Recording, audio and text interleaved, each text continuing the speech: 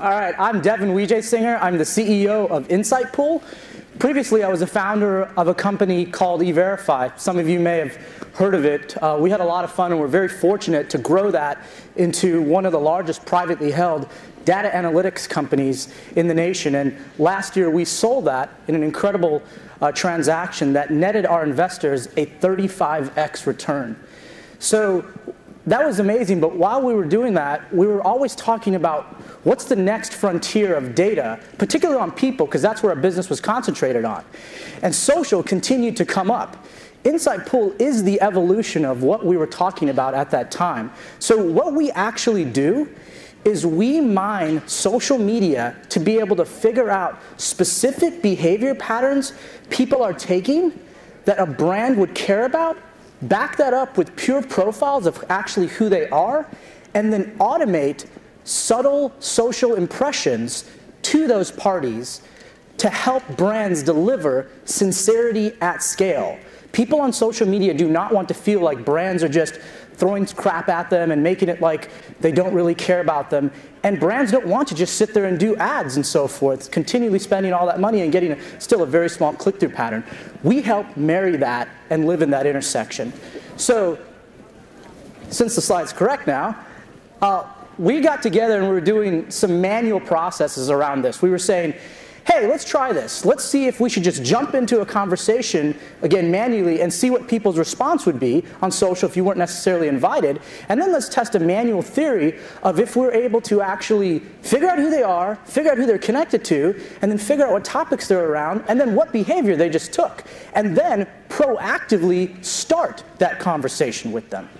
So we did this, and we found through the A/B test it was very much the latter. People engaged incredibly so and were connected to all the right parties so that we could syndicate those messages to them. So we said, let's try and build this product, and let's go try and get a customer for it. So we decided to go big in the very beginning, and Atlanta's a great place to be able to do that. We went to IHG.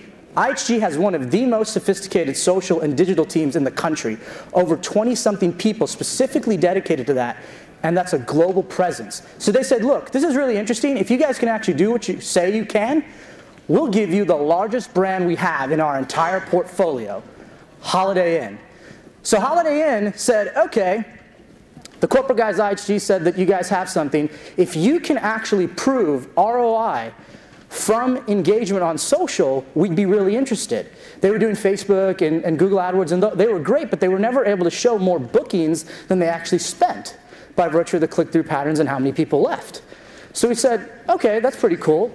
Give us a little test. So they gave us a quick pilot test and said, all right, we want you to figure out our resorts in Orlando during spring break. How are you going to drive traffic to them? Because they had a problem with that.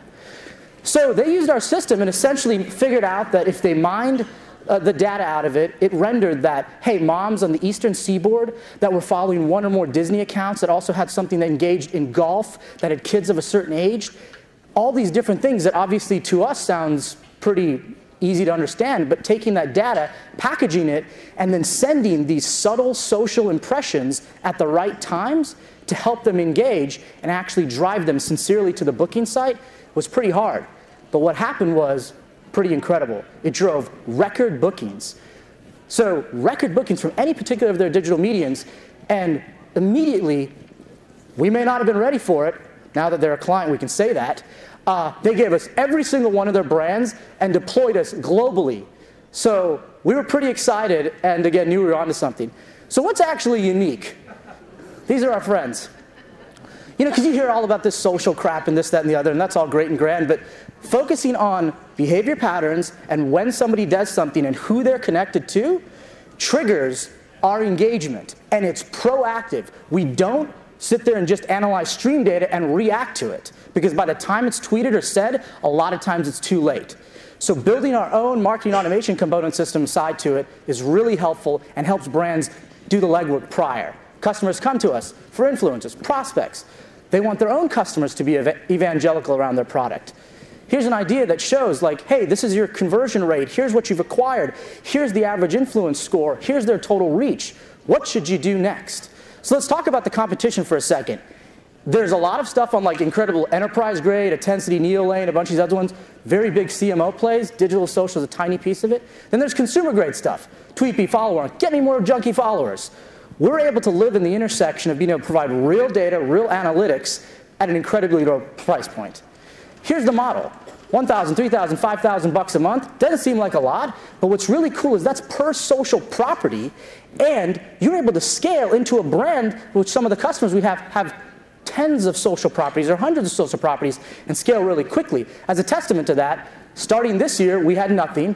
In just less than 10 months, on very little in funding, we're tracking at over $1 million in annual recurring revenue. So Atlanta is one of the best places to be able to do that, and candidly, us being in the Atlanta Tech Village really helps us to be able to do that too. So what's the market like? Everybody knows this stat. The CMO and the CIO are going to be boyfriend, girlfriend. But talk about the actual traits of digital products, analytics, data and analytics, automation, engagement, so on and so forth. We live in the intersection of these. We know the space. Neolane went. Our hometown heroes here at Vitru, $330 million on an incredible premium. We're fortunate enough to get some of those investors and early folks like Steve Chamberlain. We got other folks like the CTO of Big Data for HP, Jean Luc, Mike Eckert, founder of Weather Channel, and several others. Actually, today we just picked up Del Ross, head of all sales and marketing globally for IHG.